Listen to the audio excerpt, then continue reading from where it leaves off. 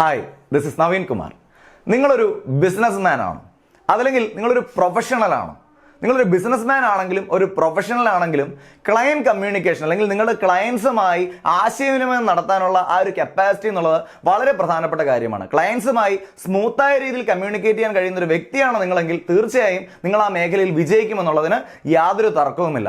അതുകൊണ്ട് നമുക്ക് വേണ്ട ഒരു കപ്പാസിറ്റിയാണ് be a great client communicator, അല്ലെങ്കിൽ വളരെ മികച്ച രീതിയിൽ ക്ലയൻസുമായി കമ്മ്യൂണിക്കേറ്റ് ചെയ്യുന്ന ഒരു വ്യക്തിയായി മാറുക എന്നുള്ളത്. അപ്പോൾ അത്തരത്തിലുള്ള ക്ലയൻറ്റ് കമ്മ്യൂണിക്കേഷൻ നടത്താനായി നമ്മൾ എന്തൊക്കെയാണ് ചെയ്യേണ്ടത്, അല്ലെങ്കിൽ ഒരു ക്ലയൻറ്റ് കമ്മ്യൂണിക്കേഷൻ നടത്തുന്ന സമയത്ത് നമ്മൾ ശ്രദ്ധിക്കേണ്ട കാര്യങ്ങൾ എന്തൊക്കെയാണ്? കാരണം ക്ലയൻസിനെ ഹാപ്പി ആക്കാൻ കഴിഞ്ഞാൽ നമ്മുടെ ഓർഗനൈസേഷനുമായി അല്ലെങ്കിൽ നമ്മളെന്ന വ്യക്തിയുടെ ആ ഒരു പ്രൊഫഷനുമായി ബന്ധപ്പെട്ട് വെക്കുന്ന ക്ലയൻസിനെ ഹാപ്പി ആക്കാൻ കഴിഞ്ഞാൽ തീർച്ചയായും ആ മേഖലയിൽ നിങ്ങൾ വിജയിച്ചിരിക്കും. അപ്പോൾ എന്തൊക്കെ കാര്യങ്ങളാണ് ക്ലയൻറ്റ് കമ്മ്യൂണിക്കേഷനിൽ ശ്രദ്ധിക്കേണ്ടതെന്ന് നമുക്ക് മനസ്സിലാക്കാം. Number 1, understand your client. നിങ്ങളുടെ ക്ലയന്റിനെ കൃത്യമായ രീതിയിൽ മനസ്സിലാക്കുക. എന്തൊക്കെയാണ് അദ്ദേഹത്തിന്റെ നീഡ്സ്, എന്തൊക്കെയാണ് അദ്ദേഹത്തിന്റെ വാണ്ട്സ്, അദ്ദേഹത്തിന്റെ ഇൻസെക്യൂരിറ്റികൾ എന്തൊക്കെയാണ്, അദ്ദേഹത്തിന്റെ പ്രിഫറൻസുകൾ എന്തൊക്കെയാണ്, ഇതൊക്കെ കൃത്യമായ രീതിയിൽ മനസ്സിലാക്കുക എന്നുള്ളതാണ് ഒന്നാമതായി ചെയ്യേണ്ടത്. നിങ്ങളുടെ ക്ലയന്റ് ഒരു കമ്പനി റൺ ചെയ്യുന്ന വ്യക്തിയാണെങ്കിൽ ആ വ്യക്തിയെ പറ്റി മാത്രം നമ്മൾ മനസ്സിലാക്കിയാൽ പോരാ, മറിച്ച് ആ ഓർഗനൈസേഷൻ എന്നാണ് തുടങ്ങിയത്, ആ ഓർഗനൈസേഷൻ എന്തൊക്കെയാണ് ചെയ്യുന്നത്, അതിനെക്കുറിച്ച് കൂടി പഠിക്കാൻ നമ്മൾ തയ്യാറാണ്. അപ്പോൾ നമ്മൾ ആരുമായാണോ സംസാരിക്കാൻ പോകുന്നത്, നമ്മൾ ഏത് ക്ലയന്റിനെയാണോ അപ്രോച്ച് ചെയ്യാൻ പോകുന്നത്, ആ ക്ലയന്റിന്റെ നീഡ്സും വാണ്ട്സും പ്രിഫറൻസും ഇൻസെക്യൂരിറ്റികളും എന്താണെന്ന് പഠിക്കുന്നതിനോടൊപ്പം തന്നെ അദ്ദേഹത്തിന്റെ ഓർഗനൈസേഷൻ എന്താണെന്ന് റിസർച്ച് കൂടി ചെയ്തിട്ട് പോവുകയാണെങ്കിൽ നമുക്ക് എന്താണോ പറയാനുള്ളത്, നമ്മൾ എന്താണോ പ്രപ്പോസ് ചെയ്യാൻ വേണ്ടി പോകുന്നത്, ആ കാര്യങ്ങളെ അദ്ദേഹവുമായി കുറച്ചുകൂടി കണക്ട് ചെയ്തുകൊണ്ട് പറയാൻ നമുക്ക് സാധിക്കുമെന്നുള്ളതാണ് അതിന്റെ അഡ്വാൻറ്റേജ്. നിങ്ങൾക്കൊരു ഗ്രേറ്റ് ക്ലയന്റ് കമ്മ്യൂണിക്കേറ്റർ ആവണമെന്നുണ്ടെങ്കിൽ ഒന്നാമതായി ചെയ്യേണ്ട കാര്യം ഇതാണ്: understand your client. Number 2, ask questions. ചോദ്യങ്ങൾ ചോദിക്കുക. നിങ്ങളുടെ ക്ലയൻസിന് അടുത്ത് കുറേയധികം ചോദ്യങ്ങൾ ചോദിക്കുക. അതായത് കുറേ ചോദ്യങ്ങൾ ചോദിക്കാൻ വന്ന ഒരാളാണോ നിങ്ങൾ എന്ന് ചിന്തിക്കുന്ന രീതിയിൽ ചോദ്യം ചോദിക്കാനല്ല, മറിച്ച് നമ്മൾ ചില ചോദ്യങ്ങൾ ചോദിക്കുകയും അതിലൂടെ ആ ക്ലയൻസിന്റെ മുൻപ് പറഞ്ഞ പ്രിഫറൻസുകൾ എന്താണ്, അദ്ദേഹത്തിനുള്ള ബുദ്ധിമുട്ടുകൾ എന്തൊക്കെയാണ്, അദ്ദേഹത്തിന്റെ നീഡ്സ് എന്തൊക്കെയാണ്, അദ്ദേഹത്തിന്റെ വാണ്ട്സ് എന്തൊക്കെയാണെന്ന് മനസ്സിലാക്കി എടുക്കാൻ വേണ്ടി ഇൻഡയറക്റ്റ് ആയ രീതിയിലോ ഡയറക്റ്റ് ആയ രീതിയിലോ ചില ചോദ്യങ്ങൾ ഫ്രെയിം ചെയ്യുക, അല്ലെങ്കിൽ ആ ചോദ്യങ്ങൾ ചോദിക്കുക എന്നുള്ളതാണ് രണ്ടാമതായി നമ്മൾ ചെയ്യേണ്ടത്. കാരണം ഇത്തരത്തിലുള്ള ചോദ്യങ്ങൾ ചോദിക്കുമ്പോൾ നമുക്ക് കിട്ടേണ്ട ഉത്തരങ്ങൾ, അല്ലെങ്കിൽ അദ്ദേഹത്തെ പറ്റി കൂടുതൽ മനസ്സിലാക്കാൻ സഹായിക്കുന്ന ഉത്തരങ്ങൾ നമുക്ക് ലഭിക്കുന്നതാണ്. ക്വാളിറ്റിയുള്ള ചോദ്യങ്ങൾ ചോദിച്ചാൽ ക്വാളിറ്റിയുള്ള ഉത്തരങ്ങൾ ലഭിക്കും. വെറുതെ അവിടെ ചെന്നിട്ട് അനാവശ്യമായ കുറെ ചോദ്യങ്ങൾ ചോദിക്കുകയും അനാവശ്യമായ കുറെ ഉത്തരങ്ങൾ കേൾക്കുകയും ചെയ്തുകൊണ്ട് നിങ്ങൾക്ക് ഒരു ഗ്രേറ്റ് ക്ലയന്റ് കമ്മ്യൂണിക്കേറ്റർ ആവാൻ കഴിയില്ല. അദ്ദേഹത്തെ മനസ്സിലാക്കാൻ സാധിക്കുന്ന, അദ്ദേഹത്തിന്റെ ആവശ്യങ്ങൾ മനസ്സിലാക്കാൻ സാധിക്കുന്ന, അദ്ദേഹത്തിന്റെ ബുദ്ധിമുട്ടുകൾ മനസ്സിലാക്കാൻ സാധിക്കുന്ന അത്തരത്തിലുള്ള നമ്മൾ തന്നെ മുൻകൂട്ടി പ്രിപ്പയർ ചെയ്ത ചില ചോദ്യങ്ങൾ കയ്യിലുണ്ടെങ്കിൽ ആ ചോദ്യങ്ങൾ ചോദിക്കാനും നമ്മൾ എന്തിനാണോ അവിടെ ചെല്ലുന്നത് അത് കൃത്യമായ രീതിയിൽ കണക്ട് ചെയ്ത് കൊടുക്കാനും അല്ലെങ്കിൽ അത് കൃത്യമായ രീതിയിൽ കമ്മ്യൂണിക്കേറ്റ് ഒക്കെ നമുക്ക് കഴിയുന്നതാണ്. അപ്പോൾ രണ്ടാമതായി നമ്മൾ ചില ചോദ്യങ്ങൾ കണ്ടെത്തുക, ആ ചോദ്യങ്ങൾ പ്രാക്ടീസ് ചെയ്യുക, ആ ചോദ്യങ്ങളുമായി ക്ലയന്റിന്റെ അടുത്ത് പോവുക എന്നുള്ളതാണ് ചെയ്യേണ്ടത്. So ask questions. 3, show formal documents.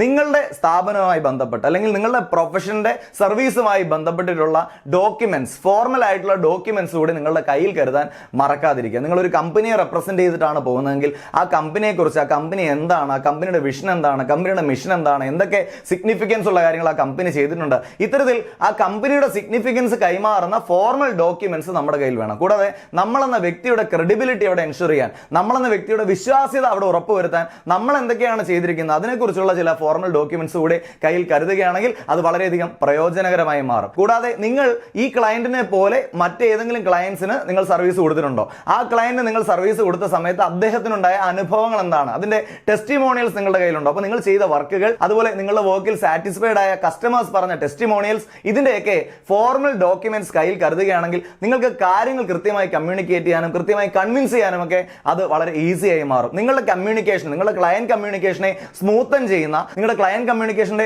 Credibility കൂട്ടുന്ന പ്രധാനപ്പെട്ട ഒരു കാര്യമാണ് യൂസിങ് ഫോർമൽ ഡോക്യുമെന്റ്സ് എന്നുള്ളത്. നമ്മൾ ക്ലയന്റ് കമ്മ്യൂണിക്കേഷൻ നടത്താനായി ഒരു ക്ലയന്റ് അടുത്ത് ചെന്നിട്ട് അവിടെ ചെന്ന് ബാഗിൽ നോക്കുമ്പോൾ ഡോക്യുമെന്റ്സ് ഇല്ലാത്ത ഒരു അവസ്ഥ ഉണ്ടാവരുത്. നിങ്ങൾ അവിടെ പോവുകയാണെങ്കിൽ കയ്യിൽ അത്തരത്തിലുള്ള ഡോക്യുമെന്റ്സ് കരുതാൻ മറക്കാതിരിക്കുക. 4, ഹാവ് ആൻ അജണ്ട.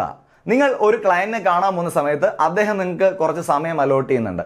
ആ സമയത്തിനുള്ളിൽ നിങ്ങൾക്ക് കാര്യങ്ങളെല്ലാം പറയുകയും നിങ്ങളുടെ ഓർഗനൈസേഷൻ പുട്ട് ഫോർവേഡ് ചെയ്യുന്ന കാര്യം കൃത്യമായി കമ്മ്യൂണിക്കേറ്റ് ചെയ്യും, അദ്ദേഹത്തിന്റെ ആവശ്യങ്ങൾ മനസ്സിലാക്കുകയും ഇതിനെ കൃത്യമായി ഒരു പെർട്ടിക്കുലർ പോയിന്റിൽ കൊണ്ടെത്തിക്കുകയൊക്കെ വേണം. ഇതൊക്കെ ചുരുങ്ങിയ സമയത്തിനുള്ളിൽ തന്നെ കംപ്ലീറ്റ് ചെയ്യുക എന്നുള്ളത് ഇത്തിരി ബുദ്ധിമുട്ടുള്ള ഒരു കാര്യമാണ്. അങ്ങനെ ചെയ്യാൻ സാധിക്കണമെന്നുണ്ടെങ്കിൽ അവിടെയും ഒരു അജണ്ട പ്രിപ്പയർ ചെയ്തുകൊണ്ട് വേണം നമ്മൾ അവിടെ പോകാൻ. അതായത് നമ്മൾ പോകുന്നതിന് മുൻപേ തന്നെ ഞാൻ അവിടെ ചെന്നാൽ ആദ്യം എന്ത് ചെയ്യും, അതിനുശേഷം എന്ത് ചെയ്യും, അതിനുശേഷം എന്ത് ചെയ്യും, ഇത്തരത്തിൽ കൃത്യമായ ഒരു ചാർട്ട്, അല്ലെങ്കിൽ കൃത്യമായിട്ടുള്ള ഒരു പ്ലാൻ ഇത് നമുക്ക് വേണം. നമ്മളൊരു കാര്യം പറയുമ്പോൾ ക്ലയന്റ് എസ് പറഞ്ഞാൽ നമ്മൾ എന്ത് പറയണം, നോ പറഞ്ഞാൽ എന്ത് പറയണം, ഇത് ഒരു സ്ട്രാറ്റജി പോലെ നമ്മൾ എഴുതി തയ്യാറാക്കുകയും അത് വെച്ച് പ്രാക്ടീസ് ചെയ്യുകയും ചെയ്തിട്ട് പോയി കഴിഞ്ഞാൽ നമുക്ക് ആ ക്ലയന്റ് കമ്മ്യൂണിക്കേഷൻ വളരെ ഈസിയായി മുൻപോട്ട് കൊണ്ടുപോകാൻ കഴിയും. നമുക്ക് നമ്മുടെ ആ ഒരു ടൈം ലിമിറ്റിൽ, നമ്മുടെ ആ സ്റ്റിപ്പുലേറ്റഡ് ടൈമിൽ തന്നെ എന്ത് ആശയമാണോ കമ്മ്യൂണിക്കേറ്റ് ചെയ്യേണ്ടത് അത് കമ്മ്യൂണിക്കേറ്റ് ചെയ്യാനും ആ ക്ലയന്റിന് എന്തൊക്കെ ആവശ്യങ്ങളാണുള്ളത് അത് മനസ്സിലാക്കാനും ഒക്കെ സാധിക്കും. പിന്നീട് അടുത്തൊരു മീറ്റിംഗിൽ ഇരിക്കുമ്പോഴാണെങ്കിലും ആദ്യത്തെ മീറ്റിംഗിന് വളരെയധികം പ്രാധാന്യമുണ്ട്. തീർച്ചയായും ഒരു അജണ്ട പ്രിപ്പയർ ചെയ്തുകൊണ്ട് തന്നെ ഒരു ക്ലയന്റ് കമ്മ്യൂണിക്കേഷന് പോകാനായി നമ്മൾ തയ്യാറാണ്. നിങ്ങളൊരു ബിസിനസ്മാൻ ആണെങ്കിലും ശരി,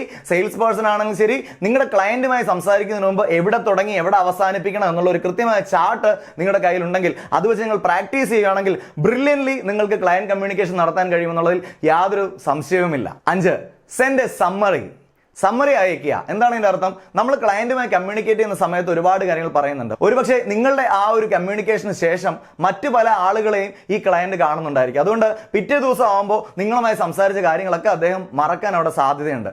നിങ്ങൾ എന്താ ചെയ്യേണ്ടത്? ഈ ഒരു ക്ലയന്റ് കമ്മ്യൂണിക്കേഷൻ കഴിഞ്ഞതിന് ശേഷം എന്തൊക്കെ കാര്യങ്ങളായിരുന്നു ഡിസ്കസ് ചെയ്യുന്നത്, എന്തൊക്കെയാണ് നിങ്ങളുടെ പ്രൊജക്ട് പ്ലാൻ, എന്തൊക്കെയായിരുന്നു നിങ്ങളുടെ പ്രപ്പോസൽസ്, ഇതെല്ലാം കൂടെ നക്ഷൽ ചെയ്തുകൊണ്ട് ഒരു ഇമെയിലായി അദ്ദേഹത്തിന് അയക്കുകയാണെങ്കിൽ, ഒരു സമ്മറി അയച്ചു കൊടുക്കുകയാണെങ്കിൽ, ഒരുപക്ഷെ ഫോൺ വിളിച്ച് നമ്മൾ സംസാരിക്കുമായിരിക്കാം, അതിലുപരിയായി ഒരു ഇമെയിൽ ഡോക്യുമെന്റായി നമ്മൾ അയച്ചു കൊടുത്താൽ ആ സമ്മറി എത്തുമ്പോൾ ഡിസ്കസ് ചെയ്തതിന്റെ പ്രാധാന്യം അദ്ദേഹത്തിന്റെ മനസ്സിലേക്ക് ഒന്നുകൂടി വരികയും ആ റിക്വയർമെന്റ് മനസ്സിലാക്കിക്കൊണ്ട് നിങ്ങളെ അപ്രോച്ച് ചെയ്യാനും പെട്ടെന്ന് തന്നെ എന്തിനാണോ നിങ്ങൾ അവിടെ പോയത് അത് ഡീൽ ആവാനും ഒക്കെ സാധ്യത കൂടുകയാണ് ചെയ്യുന്നത്. അപ്പോൾ സെൻഡ് എ സമ്മറി എന്നുള്ള 5ാമത്തെ കാര്യം ക്ലയന്റ് കമ്മ്യൂണിക്കേഷനിലെ പ്രധാനപ്പെട്ട കാര്യമാണ്. ഇത് ചെയ്യാനും മറക്കാതിരിക്കുക. 6. Take opinions. ക്ലയന്റിന്റെ അടുത്ത് സംസാരിക്കുമ്പോൾ ക്ലയന്റുമായി തന്നെ അദ്ദേഹത്തിന്റെ ഒപ്പീനിയൻ കൂടി നമുക്ക് ചോദിക്കാവുന്നതാണ്. അതായത് അദ്ദേഹത്തിന് നമ്മൾ നിലവിൽ കൊടുക്കാൻ ഉദ്ദേശിക്കുന്ന സർവീസ് അല്ലെങ്കിൽ അദ്ദേഹത്തിന് നിലവിൽ കൊടുക്കാൻ ഉദ്ദേശിക്കുന്ന ആ പർട്ടിക്കുലർ ആയ കാര്യം, ആ കാര്യം അദ്ദേഹത്തിന് കൂടുതൽ ഗുണകരമായ രീതിയിൽ കൊടുക്കാൻ എന്തൊക്കെയാണ് നമുക്ക് ചെയ്യാൻ കഴിയുന്നത്, അതായത് അതൊക്കെ ചെയ്യാൻ നമ്മൾ വില്ലിംഗ് ആണ്.